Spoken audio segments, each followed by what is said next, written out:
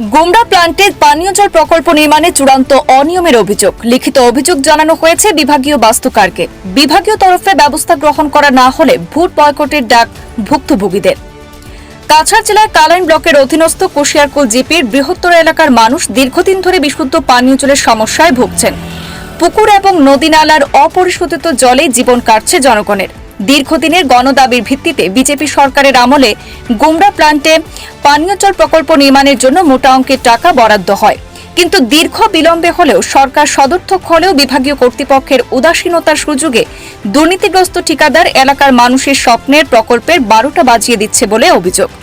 কাজের plan estimate বহির্ভূতভাবে কোনো ধরনের ফলক না লাগিয়ে জনগণকে একেবারে অন্ধকারে রেখে নির্মাণ কাজ চালিয়ে যাচ্ছেন বরাদ্দপ্রাপ্ত ঠিকাদার। অভিযোগ মতে স্থানীয় একাংশ নিচুতলার নেতাদের সাথে সমঝোতা করে অত্যন্ত নিম্নমানের কাজ করে যাচ্ছেন ঠিকাদার। এতে এলাকা জুড়ে তীব্র ক্ষোভের সৃষ্টি হয়েছে। বিষয়টি ইতিমধ্যে বিভাগীয় বাস্তুকারকে লিখিতভাবে নালিশ জানানো হয়েছে। নালিশের প্রতিলিপি দেওয়া হয়েছে কাছাড় জেলা উপায়ুক্তকেও। অনতিবিলম্বে নিম্নমানের কাজ বাতিল করে প্ল্যান এস্টিমেট মতে কাজ করা না হলে আসন্ন লোকসভায় ভোট বয়কটের ডাক দিয়েছেন ক্ষুব্ধ জনগণ। আলোচনা করিয়া আসামের মুখ্যমন্ত্রী মাননীয় হিমন্ত বিশ্ব শর্মা, আমরা চিফ মিনিস্টার, যে জায়গাত কইতরা যেন আসাম মুক্ত দুর্নীতি মুক্ত কর্তা, আসামের দুর্নীতি মুক্ত কর্তা, ও জায়গাত আমরা পিএচির টাকা কোটি কোটি টাকা আত্মসাৎ কর্তা কোনো জায়গাত কাম না। এটা আত্মসাৎ কর্তা কন্ট্রাক্টরে মাতিলে সাধারণ গ্রামের মানুষের মাতিলে হুমকি দিয়ে অ্যাকশন হয়ে যেত।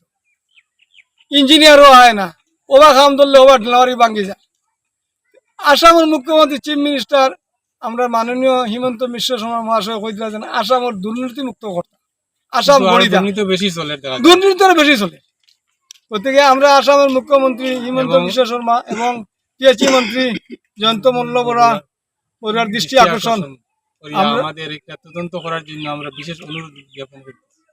আমরা পিছপড়া গ্রামের মানুষ, আমরা তো আশা করলাম যে ভারতবর্ষ স্বাধীন হওয়া 70 বছর 75 বছর কংগ্রেসের শাসন করছে, আমরা পিএচই পাইছি না, আমরা টুলোর পানি খাইছি।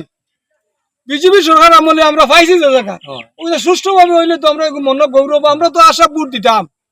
আমরা তো পিছপড়া মানুষ, পিছিয়ে পড়া মানুষ, আমরা তো বিজেপি সরকারকে ভোট দিতাম। কিন্তু আমরা বর্তমানে যে কাজ কাম চলে এই হিসাবে যদি ইনকোয়ারি হয় না তো আমরা ভোট বয়কট করবো। কিতা বুঝেন আপনারা?